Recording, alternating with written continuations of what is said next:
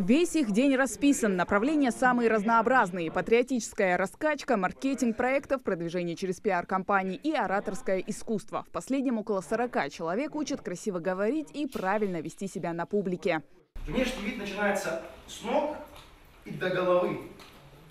Парни, не надо брать, если вы берете какой-то костюм, не надо брать на себя серо-буро-малиновый цвет вот этого костюма, да. Постарайтесь принимать постоянно, одевать однотонные цвета. Знания, которые они сегодня получат, пригодятся форумчанам уже совсем скоро. Впервые за 13 лет Таргим предлагает поучаствовать в грантовом конкурсе. Так талантливая молодежь со всей страны сможет реализовать свои идеи и планы. Среди них и Ахмед Шибилов. Парень приехал из Санкт-Петербурга, чтобы защитить свой социальный проект «Школа золотого сечения». Просветительская программа для школьников 8-11 классов. Мы будем обучать школьников проектированию, дизайну, архитектуре, урбанистике. Это поможет им определиться со своей новой будущей профессией.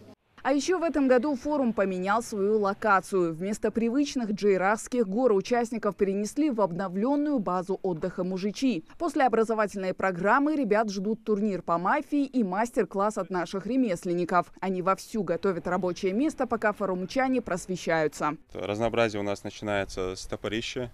Это ингушский национальный топор, скандинавский топор. Это гончарное дело, это ювелирное дело, то есть кожевенное дело, современное искусство. То есть каждый гость, он найдет то, что ему интересно, чтобы ничего не навязывать. На этих всех площадках мы одновременно начнем работу и надеемся, что всем понравится.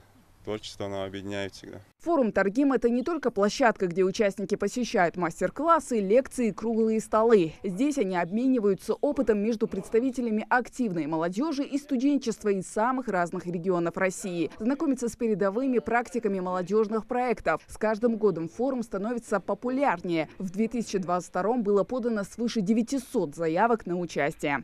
Конечно же, как представитель с Республики Ингушетия, мне хочется главным делом уделить внимание гостям приезжим, показать им нашу культуру, наше уважение к ним, да, и чтобы у людей с других субъектов остались хорошие впечатления о нашей республике. Были очень много таких моментов, когда очень выручали ребята с различных республик, также вот из Ингушетии, которые помогают вообще в любой момент, там без разницы дня, ночи. Вот, поэтому, наверное, такая вот большая любовь к Республике Ингушетия, поэтому второй раз уже у вас. Сейчас у нас проходил образовательный форум патриотический. И почему я сейчас на данном, так скажем, образовательном вот этом форуме, потому что у меня самого военно-патриотический форум, проект, вот, и надеюсь, при поддержке Росмолодежи будет возможность реализовать у нас в республике. Всего здесь собралось около 140 участников из 77 регионов России. Преимущество отдавали тем, у кого были проекты. Их на форуме 59 человек. Проекты, в принципе, уже просмотрены экспертами.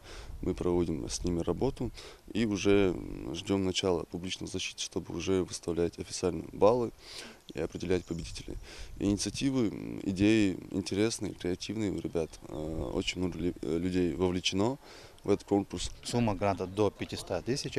Ограничений по количеству выигравших нет. То есть сколько экспертная комиссия посчитает, что проект заслуживает грант, столько и выиграет. В связи с тем, что грантовый конкурс проходит впервые и нет опыта его проведения здесь, как создание локации, проработка участия проектов, проработка вопроса презентации.